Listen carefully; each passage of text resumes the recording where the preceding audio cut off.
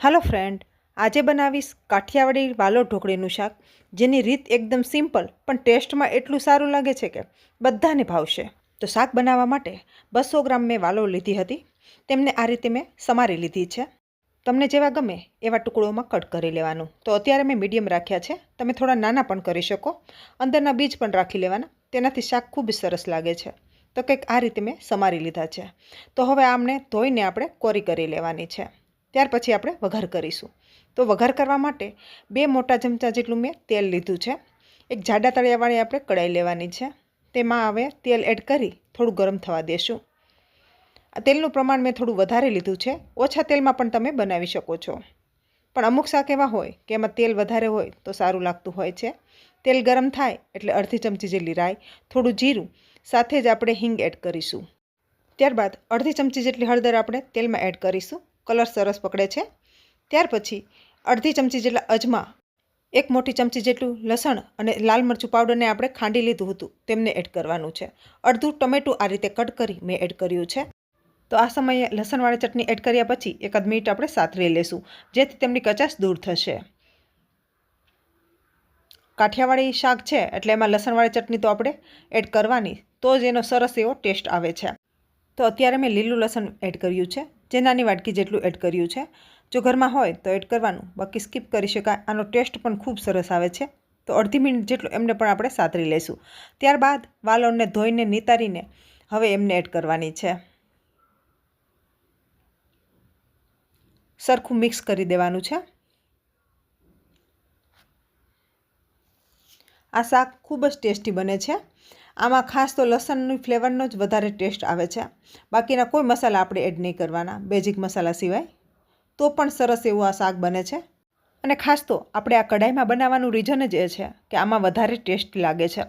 આ શાક તમે કુકરમાં પણ બનાવી શકો। તો હવે બેઝિક મસાલા એડ કરીશું। થોડી હળદર એડ કરીશું, અડધી ચમચી લાલ મરચું પાવડર, અડધી ચમચી કાશ્મીરી લાલ મરચું પાવડર, ત્યાર પછી સ્વાદ પ્રમાણે મીઠું અને અડધી ચમચી ધાણા જીરું પાવડર મેં એડ કર્યો છે। તો બસ હવે સરખું મિક્સ કરી લેવાનું છે। તો બસ હવે ગેસને આપણે એકદમ ધીમો કરી લેવાનો છે। અત્યારે આ સમયે પાણીની કોઈ જરૂર નથી। બસ શાક સાથે મસાલાઓને આ રીતે આપણે ચડવા દઈશું એકાદ મિનિટ, જેથી શાક એકદમ ટેસ્ટી બને છે। કોઈ પણ શાક બનાવો આ રીતે પ્રોસેસ કરશો તો તમારું શાક એકદમ ટેસ્ટી બને છે। ત્યાં સુધીમાં આપણે ઢોકળીનો લોટ બાંધી લઈએ। એક નાની વાટકી ભરીને ચણાનો લોટ લીધો છે, એની સામે અડધી વાટકી ભાખરીનો જાડો કરકરો લોટ લેવાનો છે। અડધી ચમચી અજમા, અડધી ચમચી તલ, થોડી હળદર, થોડું લાલ મરચું પાવડર, થોડું ધાણા જીરું પાવડર, આ બધી વસ્તુ આપણે સરખું મિક્સ કરી લેવાનું છે। સાથે જ સ્વાદ પ્રમાણે મીઠું અને ચપટીક આપણે ખાવાનો સોડા લેવાનો છે, જેથી ઢોકળી સરસ ચડી જાય અને અંદર કાચી ના રહે। ત્યાર પછી એકાદ ચમચી જેટલું આપણે તેલ લેવાનું છે મોણ માટે। તો સરખું મિક્સ કરી દેવાનું। ત્યાર પછી આપણે ચેક કરવાનું કે આ રીતે મુઠિયા પડતું મોણ છે કે નહીં। તો આ રીતે મોણ હોય તો પરફેક્ટ છે। ત્યાર પછી હવે ધીમે ધીમે પાણી એડ કરીને આપણે લોટ બાંધી લેવાનો છે। તો નહીં કઠણ કે નહીં ઢીલો, એ રીતે મેં લોટ બાંધી લીધો છે। ત્યાર પછી આપણે થોડું તેલ એડ કરી આ રીતે આપણે મસળી લેવાનો છે। સરસ એવું મસળીને એકદમ ચીકણો લોટ થાય ત્યાં સુધી આપણે મસળી લેશું। તો બસ લોટ સરસ એવો મસળાઈ ગયો છે। આ બાજુ ચેક કરતાં શાકને આપણે જોઈ લઈએ। શાક પણ લગભગ 60% જેટલું ચડી ગયું છે। તો બસ આ જગ્યાએ હવે આપણે એમને સરખું મિક્સ કરી અને પાણી એડ કરવાનું છે। પાણી ઉકળે ત્યાર પછી જ આપણે ઢોકળી એડ કરવાની છે। તો અત્યારે આ સમયે 1 ગ્લાસ જેટલું હું પાણી એડ કરીશ। આગળ વધારે જરૂર પડશે તો વધારે પણ લઈશ। ત્યાર પછી સરસ મિક્સ કરી દેવાનું છે અને રસો ઉકળવા માંડે પછી આપણે એડ કરવાની છે ઢોકળી। તો બસ ઢાંકણ ઢાંકી દેશું। ત્યાર પછી આપણે આ બાજુ ઢોકળીને હવે વણી લેવાની છે। ઢોકળી તમે જાડી પતલી કરી શકો છો। તો અત્યારે હું મીડિયમ કરું છું। મીડિયમ રાખવાથી સરસ એવી ઢોકળી આપણી જલ્દી ચડી જાય છે। ત્યાર પછી ભાખરીનો જાડો કરકરો લોટ છે એટલે આ રીતે કિનારીઓ ફાટી જશે અને આપણે થોડીવાર રહેવા પણ નથી દીધો અને ડાયરેક્ટ આપણે ઢોકળીને વણી અને હવે એડ કરી દેવાની છે। તો આ રીતે મેં કટ કરી લીધી છે। તમને એક બતાવું તો કંઈક આ રીતે મેં પતલી એવી બનાવી છે। તમે ચાહો તો થોડી જાડી પણ બનાવી શકો, પણ જાડી રાખવાથી ઘણીવાર ઢોકળી અંદરથી કાચી રહી જાય છે, એટલા માટે હું આ રીતે પતલી જ બનાવું છું। તો બસ આ રીતે આપણે બધું પ્રમાણસર છે તો 2 રોટલાની જેટલી ઢોકળી છે એ બધી એક ડીશમાં લઈને હવે આપણે એડ કરી દેવાની છે. આ બાજુ રસો પણ સરસ એવો ઉકળી ગયો છે, તેલ પણ સરસ એવું છૂટું પડી ગયું છે. તો અત્યારે મને પાણીની જરૂર લાગે છે, તો અડધા ગ્લાસ જેટલું પાછું મેં એડ કર્યું છે.